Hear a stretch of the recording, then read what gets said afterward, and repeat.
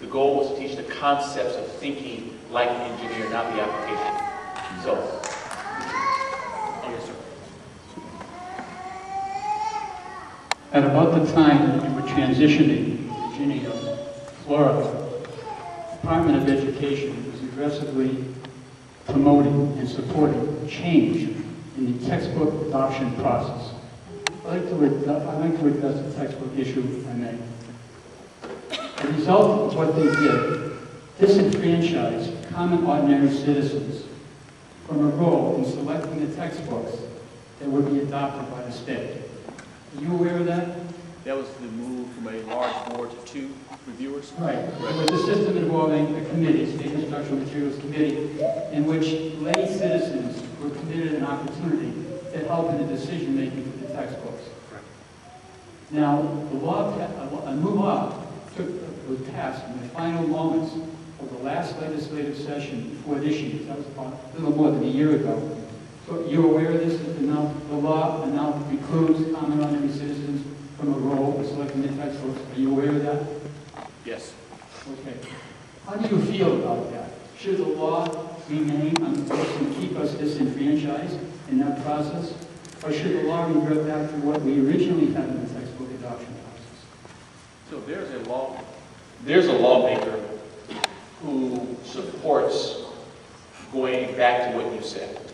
And I said, then what made us move away from it? They said, we had an adoption process across the state where we had multiple voices. Some were more involved with others. They realized that actually having a smaller committee, 2 may not be the right number, but 2 people who would take a look and make a decision.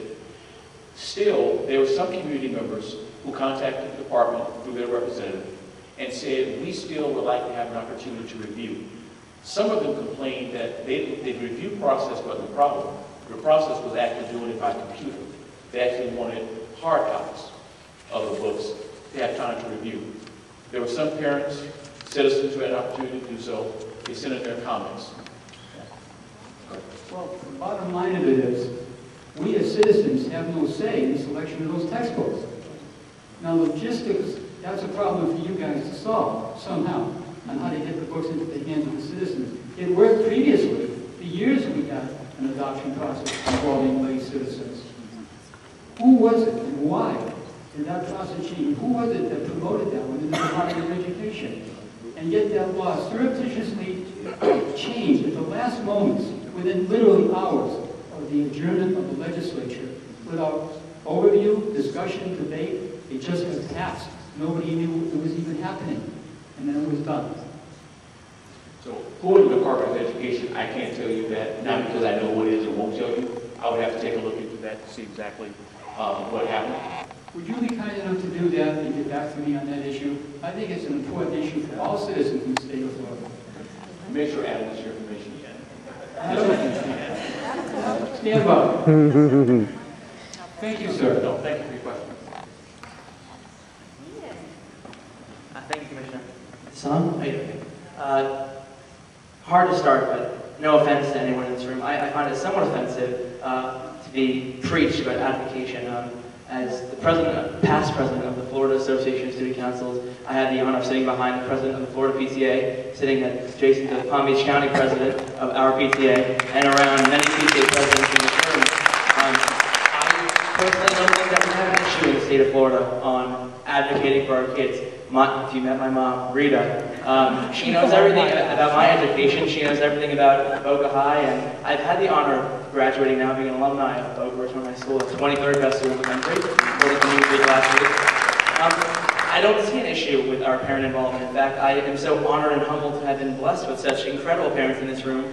Some familiar faces just from the county and the state, being around and being involved. I'm so glad I came to Boca High to discuss this, but my question right now is about the FCAT. Now, I have a problem with the A in FCAT, the assessment. Now, those of us that take an AP psychology in our AP curriculums, we learn about the standardization and the validity of these tests. My question is, if we have 40-something% of fourth graders passing our FCAT rights or not passing, is the problem on the validity of how standardized this test was, or because maybe we didn't say, hey, if we're going to change the standards, how is it going to affect our students today, and what are the ramifications of that going to be in 10th grade, whether they be psychological, or are they going to go into these collegiate education experiences or right to vocational school or the workplace that require writing skills and speech skills. What are the effects of it, and what do the numbers say? I mean, we've all seen the numbers, the emails that the DOE sends out. What does it mean, and how can we change it? Because clearly there's an issue, and in my opinion, and the opinion of, I believe, the majority of people here, there is an issue, and it needs to be fixed, and what is that issue?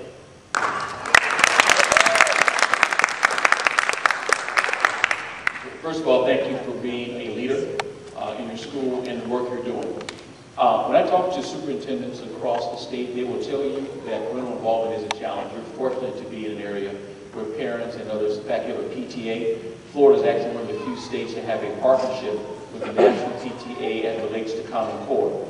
But they'll tell you we're having some challenges. You're fortunate. There's some other ones where they're less involved, and you've changed that.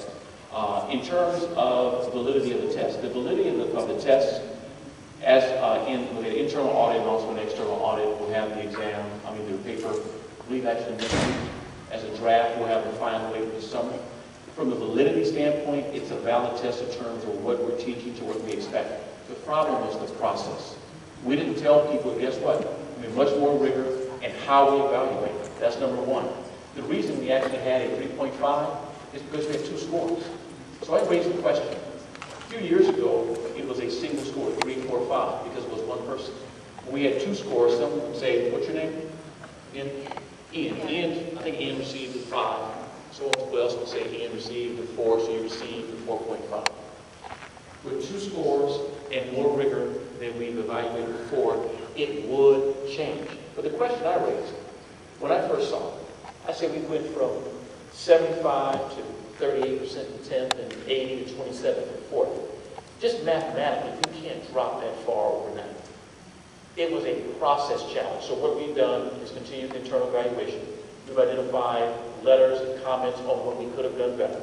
But the validity of the test of itself, in terms of what it measures, is still a strong test.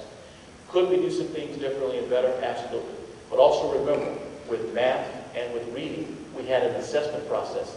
That assessment process for writing, you'll be a part of that, will take place in the fall. So not so much a problem with the FCAT itself as much as how we administer it and also with